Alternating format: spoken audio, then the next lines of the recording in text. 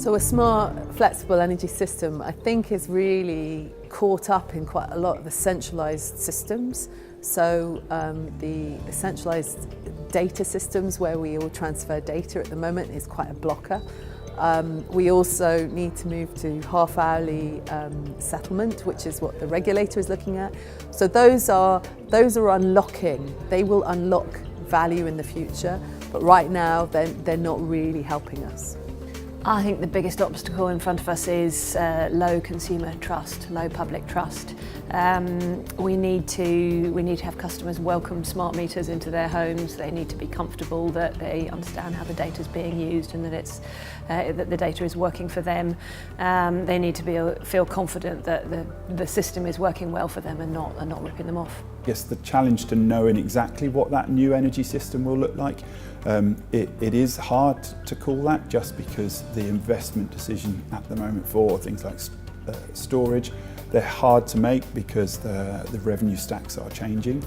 I think at the moment it's trying to get all the parts of the system to talk to each other. You've got different players coming in from different markets, and it's increasing in terms of the baseline need for the grid to be resilient. Because that is changing, you've got people looking at it from different angles, and what we really need to get is all the different players to talk and to be able to integrate through their API and their data to be able to make it work. I think that's really the biggest obstacle. The kind of traditional regulatory framework that we have leans more towards big centralized generation, and as we're shifting to things being more localized nodes at the vast end of the distribution system, it's how we can put the correct regulatory framework in that doesn't accidentally close off new industries that are starting to form and new markets and new regulations.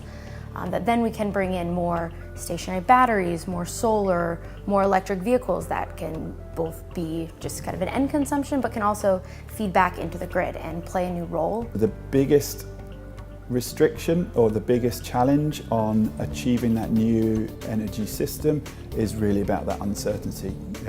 Participants within the energy system need to become more and more comfortable with less and less certainty.